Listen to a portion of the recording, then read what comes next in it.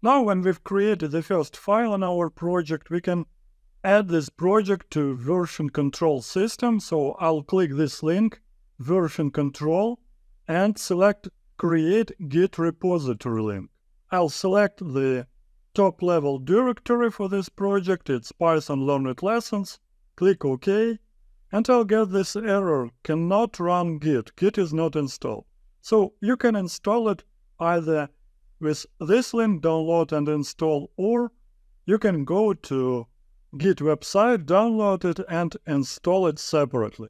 For this particular demonstration, I'll click this download and install link in PyCharm, and that'll start downloading and installing version control system.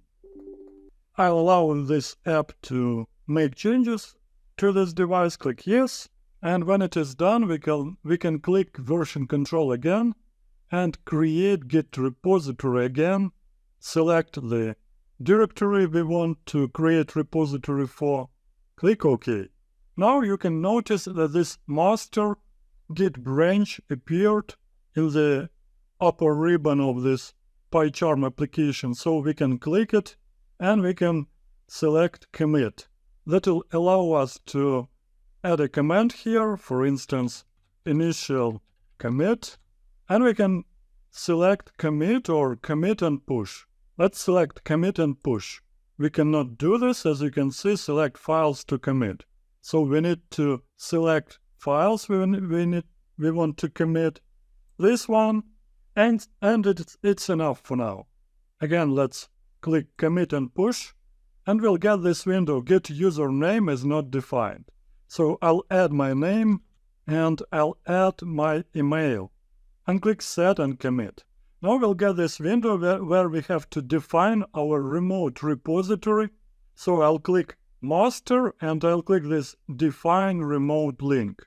And this define remote link, I need to provide the address of my Git repository. So I'll open Microsoft Edge, new tab, and type in GitHub in the address bar. Hit enter, go to GitHub's website, select sign in, or if you don't have the account on GitHub, you can select sign up. So I have created an account for this course. So I'll click sign in, enter my email address, click sign in.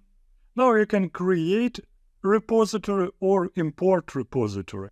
Let's go ahead and create repository. Give it a name like Python Learned Lessons and hit create repository. Now we can copy this link, github.com/python-learnedlessons.git, and insert it here in URL. Click OK and click push. But that's not all. You have to log in via GitHub or use token. So I'll select login via GitHub and click this authorize in GitHub. Then I'll click authorize JetBrains and switch back to PyCharm again. Now it's being pushed, and if we switch back to GitHub website and refresh it, we'll get this data types and variables directory. We can click it, and as you can see, we'll get this file 1 using commands.py with initial commit command, which I've added before.